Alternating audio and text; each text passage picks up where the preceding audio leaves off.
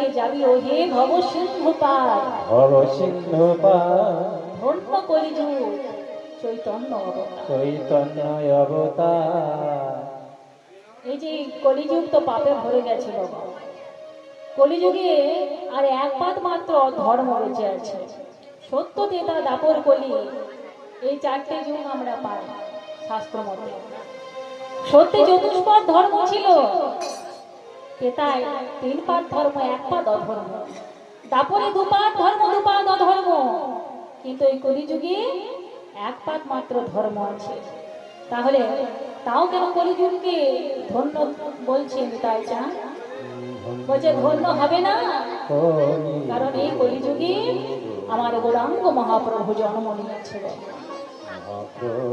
এমন দয়াল অবতার যে কলিযুগকে বলছে ওরে তোরা তো কিছু করতে পারবি না, তাই তোদেরকে যাগ তপস্যা, যাগ যজ্ঞ তপস্যা, দান ধর্ম কিচ্ছু করতে লাগবে না। বদন দিয়েছি, দুটো বাহু দিয়েছি, যদি বদন ভরে বাহু তুলে হরি বলি, বদনে ভরে বাহু তুলে যদি তোমরা কেউ হরি বলিতে পারো, আর কিছুই লাগবে না করিতে, ওরে হত জীব কলির হত জীব। তাই বলছি যে গৌরাঙ্গ মহাপ্রভু আমার হরি নাম নিয়ে এসেছে, আর দয়াল নিতাইকে হাতে তুলে দিয়েছে যে দাদা তুমি এই হরি নাম কলিযুগকে বিতরণ করবে। তাই কি বলছে, গোলকে গোলকের প্রেম নারী শচী নন্দন নিতাইয়ের করে সমর্পিলা, আর নিতাই সে ধন লয়ে যায় জীবের দ্বারে দ্বারে, সে যে যেতে নাম বিলাইলা। আমার গৌরাঙ্গ মহাপ্রভু এনেছে, কিন্তু দায়িত্ব দিয়েছেন কাকে? না নিতাই চাঁদকে। তা নিতাই চাঁদ জীবের দ্বারে দ্বারে হরি নাম মিলিয়েছেন, আর বলছেন ওগো কলিযুগের জীব তোমাদের ভয় নাই, কারণ তোমরা গৌরাঙ্গ মহাপ্রভুকে পেয়েছো। তাই জীবকে দ্বারে দ্বারে ডেকে ডেকে বলছে ভয় নাই, ভয় নাই, ভয় নাই, ভয় নাই, ভয় নাই, ভয় নাই, ভয় নাই, ভয় নাই, ওই পারে যাওয়ার ভয় নাই, ভয় নাই, আহা পারে যাওয়ার, আহা পারে যাওয়ার, ওই পারে যাওয়ার, ওই পারে যাওয়ার ভয় নাই, ভয় নাই। তাই গৌরাঙ্গ মহাপ্রভু বলছেন, নিতাই চাঁদ বলছেন ভয় নাই, পারে যাওয়া। পারে যাওয়া মানে কি? ভব সিন্ধু পার। এই যে আমাদের এই পৃথিবীটা ভব সিন্ধু, একটা সমুদ্র, তাহলে সেই সমুদ্রটাকে পার করতে হবে। আমাদের দেহটা হচ্ছে নৌকা, তাহলে সেই নৌকাটাকে নিয়ে এই ভব সমুদ্র পার করতে হবে। আর সেটা কেমন করে পারবো? না ভগবানকে ভক্তি করলে তবেই পারা যাবে, এমনি এমনি পাওয়া যাবে না। তাই ভগবানকে কেমন করে ডাকতে হবে? না নববিধা ভক্তি দিয়ে ভগবানকে ডাকতে হবে। শ্রবণম কীর্তনম অর্চনম বন্দনম বিষ্ণু শরণম দাস্যম সৌখ্যম পাদ সেবনম আত্মনিবেদন। এই যে নববিধা ভক্তি, এই নববিধা ভক্তি এই মানব জীবনে পেয়েছি শুধু ভগবানকে ডাকার জন্য, কিন্তু আমরা বৃথা সময় নষ্ট করেছি, সময় নষ্ট করছি সারাদিন শুধু টাকা রোজগার করতে আমাদের ব্যস্ততা, তার জন্য সময় নেই। কৃষ্ণ ভজিবার তরে সংসারে আইনু, মিছে মায়ায় বদ্ধ হয়ে বৃক্ষ সমূহ। মায়ায় আমরা বেঁধে গেছি বাবা, ছেলে মেয়ে স্বামী সন্তান এসব নিয়ে আমরা ব্যস্ত, কিন্তু ভগবানকে ডাকতে হবে, তারও তো দুঃখ হয়। এত সুন্দর মানব জীবনটা দিয়েছে, যদি তাকে না ডাকি তাহলে তার কি দুঃখ হবে না বাবা? তাই তার ভক্ত হতে হবে, ভক্ত হতে জানতে হবে। কারণ একবার ভালোবেসে দেখবেন ভগবানকে নিজের জোর হিসাবে সেবা করে দেখবে, মানুষ রূপে সেবা করে দেখবে, যে আপনার সমস্ত দুঃখ কষ্ট অভিমান সেও দেখতে পায়। তাই ভগবানের ভক্ত হতে হবে। ভগবানের ভক্ত কারা ছিলেন? কত বড় বড় ভক্ত ভগবানের ছিল। তার মধ্যে একটা ভক্তের উদাহরণ দিয়ে, যেমন ধরুন আমরা ভগবানকে খেতে দিই বাবা, ভগবানকে পাথরের মূর্তি হিসাবে খেতে দিই। কখনো কি নিজের জীবন হিসাবে খেতে দিয়েছি? কখনো দিই। দেখবেন খাওয়ার দিই সারাদিন পরে থাকে, তারপর দিন হয়তো সেটা ধুয়ে দিই, কিন্তু তাই করলে হবে না। পাথরের বিগ্রহ হিসাবে সেবা দিলে হবে না। কে দিয়েছিল? মানুষ হিসাবে সেবা করেছিল ভক্ত রঘুনন্দন। আর মানুষ হিসাবে সেবা করেছিল বলে তার হাতে থেকে সচল রূপ ধারণ করে এসে নাড়ু খেয়েছিল বাবা। ভগবানকে ডাকতে হবে বাবা। তাই বলছে কে যাবি ও হে ভব সিন্ধু পার, ভব সিন্ধু পার, ধন্য কলি যুগ চৈতন্য অবতার। চৈতন্য অবতার। দেখবেন বাবা, কে যাবি ও হে ভব সিন্ধু পার। এই যে ভব সিন্ধু পারে অনেকেও যেতে পারে না ইচ্ছে হলে। দেখবেন কত বৃদ্ধ বৃদ্ধ মানুষ আছে, রোগে পড়ে আছে, বিছানাগতি হয়ে আছে, তবু তারা যেতে পারে না। কারণ কর্ম, আমরা যা করে এসেছি গত জীবনে, সেই কর্মের ফল আমরা এই জীবনে পাই, এই জীবনে পেতে হয়। তাই কত লোক দেখবেন ভগবানকে ডেকে ডেকে বলে, প্রভু আমি কি দোষ করেছি, আমি কি দোষ করেছি যে তোমার নৌকায় আমি পার হতে পারবো না? পারিব না প্রভু। তাই ভক্ত বলছে, কবে তৃষিত মোর ছাড়িয়া যাইব তোমারি রসালো নন্দনী। কবে তাপিত চিত করিব শীতল তোমারি করুণা চন্দনী। কবে তৃষিত কবে ভবের সুখ দুঃখ চরণে দলিয়া যাত্রা করিব শিহরে গড়িয়া। এই ভবের দুঃখ যন্ত্রণা কষ্ট আর সহ্য করতে পারছি না, কবে তুমি আমার কাছে আমায় পেয়ে নেবে? কবে ভবের সুখ দুঃখ চরণে দলিয়া যাত্রা করিব শিহরে গড়িয়া। সেদিন চরণ টলিবে না, হৃদয় গলিবে না, কাহার আকুল ক্রন্দন করে তৃষিত মোর ছাড়িয়া যাই তোমারি রসালো নন্দনী। কবে তোমাতে হয়ে যাব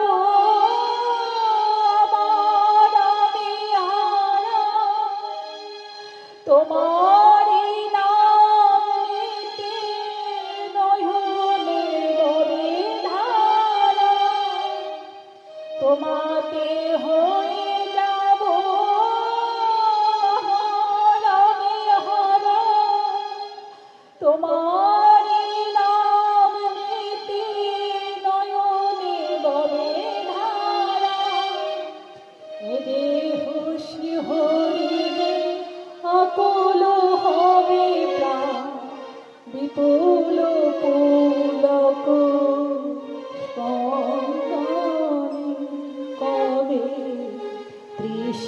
তুই মোর ছাড়িয়া যায় তোমারি রসালো নন্দনী কবে তৃষিত মন। তাই সেই মানুষ দেখবেন অনেকে কষ্ট পাচ্ছে অথচ পার হতে পারছে না, ভগবান কেঁদে কেঁদে বলবে, ভগবান যারা আগে এলো যারা পরে এলো তারা আগে চলে গেল, আমরা কি দোষ করেছি যে তোমার নৌকায় পার হতে পারছি না? এই সংসার সাগরে বড় জ্বালা বাবা, বিষয়ের অন্ন খাইলে মলিন হয় মন, আর মলিন মনে না হয় কৃষ্ণ ভজ। কৃষ্ণ ভজ। তাই ভগবানকে ডাকতে হবে। 84 লক্ষ জনে ঘুরে মানব জীবনে পেয়েছি, তাই সব থেকে সহজ করে দিয়েছে হরিনাম করে ভগবানকে পাওয়া যায় এই কলিযুগে বাবা। তাই নিতাই চান আমার দাঁড়ে দাঁড়ে ডেকে ডেকে মানুষজনকে বলছে যে ভয় নাই, তোমরা অনায়াসে এবার পারে যেতে পারবে। তাই কি বলছে, আমার চৈ তন্নের খাটে আর আমার জয়, আমার জয় তনে থাকি। আরে আমার জয় তনের ঘাটে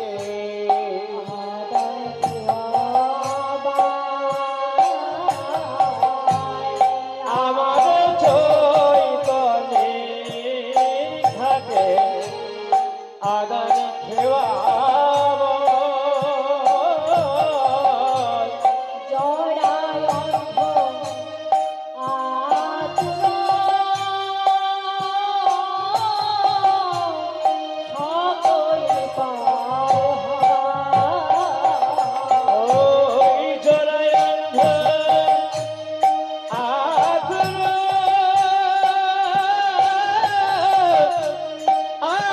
আবধিবার সকলে পার হয়ে ওই যায়, সকলি পার হয়ে যায়, সকলি পার হয়ে যায়। কেন মহাপাপী সকলে পার হয়ে ওর যায়। হবে না কেন মহাপাপী সকলে পার হয়ে যায়। মহাপাপী সকলি পার হয়ে যায়। মহাপাপী ঘাটের কোলে যে দাঁড়ায়, আহা হোক না কেন মহাপাপী, হোক না কেন মহাপাপী, হোক না কেন মহাপাপী, হোক না কেন মহাপাপী সকলি পার। তাই বলছে হোক না কেন মহাপাপী সকলে পার হয়ে যায়। পার হয়ে যায়। সত্যতেতা দাপরে ভগবান এসেছিলেন সাধুদের পরিত্রাণ করতে, যারা দুষ্কর্ম করত তাদেরকে দমন করতে। কিন্তু এই কলিযুগে কেন এসেছে, পরিত্রাণে সাধুনাম বিনাশ্চায় উচ্চ দুষ্কৃতাম ধর্ম সংস্থাপনার্থায় সম্ভবা। সম্ভাবামি যুগে যুগে। অন্যান্য যুগে আসা আর এই যুগে আসার মধ্যে অনেক পার্থক্য বাবা। অন্যান্য যুগে এসেছিলেন আত্ম ধারণ করে, আর এই যুগে এসেছেন কেন, কাউকে বিনাশিতে আসেন নাই, বিনাশিতে আসে নাই, বিনাশিতে আসে নাই, বিনাশিতে আসে নাই। পতিত পাবনে কাউকে বিনাশিতে আসেন নাই। এই পতিত পাবনে কাউকে বিনাশিতে আসে নাই, পতিত পাবন কাউকে বিনাশিতে আসে নাই। তাহলে বিনাশ করতে আসেননি, তাহলে কি করতে এসেছেন, সবে তরাইতে এসেছেন। সবে তোরাইতে এসেছে, তোরাইতে এসেছে, সবে তোরাইতে এসেছে। ওই মহামন্ত্র নাম দিয়ে তরাইতে এসেছেন। ওই মহামন্ত্র নাম দিয়ে তোরাইতে এসেছে, মহামন্ত্র নাম দিয়ে তোরাইতে এসেছে। মহামন্ত্র নাম দিয়ে হরি বল বলে, ওই মহামন্ত্র নাম দিয়ে হরি বল বলে, মহামন্ত্র নাম দিয়ে হরি বল বলে, ওই মহামন্ত্র নাম দিয়ে হরি বল বলে, সবে তোরাইতে এসেছে।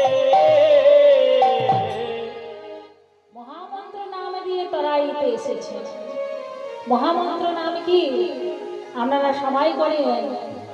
হরে কৃষ্ণ কৃষ্ণ কৃষ্ণ হরে হরে, হরে রাম রাম রাম হরে রাম এটাই হচ্ছে মহামন্ত্র নাম। এই নাম করলে জীবের দুঃখ দূর হয়ে যায়। হরি বল। আপনারা হয়তো ভাবেন এটা একটা বাংলা ছড়া, কিন্তু না, এটা একটা সংস্কৃত শ্লোক, এটা বাংলা ছড়া নয়। তাহলে এটা মহামন্ত্র নাম কেন? এটা তো আমরা সবাই করি, তাহলে এটা মহামন্ত্র নামে কেন একটু আস্বাদন করে নিন। কারণ হরে কৃষ্ণ, হরে মানে কি? হরে মানে এখানে সংস্কৃত শ্লোক হরে, তাহলে বাংলায় কি হবে? হে হরে। যেহেতু বিসর্গ নেই, তাহলে তার আগে কি বসবে বাংলায়? হে। তাহলে হে হরি, হে হচ্ছে সম্বোধন করছি ভগবানকে। তাহলে হে হরি, হরে কৃষ্ণ মানে হে কৃষ্ণ, হে রাম। এই যে হরি আছে বাবা, 8 বার হরি কথা আছে দেখবেন, 4 বার রাম আছে আর 4 বার কৃষ্ণ আছে। তাহলে 4 বার হরিকে না সত্য যুগের ভগবানকে ডাকছি। বিষ্ণু, বিষ্ণুকে ডাকা হচ্ছে হরি দিয়ে, হরি হরে কৃষ্ণ। আর কৃষ্ণ হচ্ছে দাপুরের কৃষ্ণ, আর রাম তেতা যুগের রাম। আর 4টে হরি হওয়ার জন্য আমাদের দয়াল গৌরাঙ্গ মহাপ্রভুর জন্য। মহাপ্রভু। তাহলে এই যে 8 বার হরি, 4 বার রাম, 4 বার কৃষ্ণ, সত্য তেতা দাপুর কলি, 4টে যুগের অবতারকে, 4টে যুগের ভগবানকে আমরা একই শ্লোকের মধ্যে দিয়ে পাচ্ছি বাবা। তাই তো এটা মহামন্ত্র না। আর একটা জিনিসও হতে পারে, এই হরে কথার অর্থ রাধারানীও হতে পারে। কারণ হরে কথার অর্থ বাংলা হচ্ছে হরা, মানে যে হরণ করে। কি হরণ করেছে? গোবিন্দের হৃদয় হরণ করেছে। তাই এখানে রাধারানীও হতে পারে। তাই মহামন্ত্র নাম আমরা সবাই একবার করি। চলো, হরে কৃষ্ণ কৃষ্ণ কৃষ্ণ হরে হরে, হরে রাম রাম হরে হরে।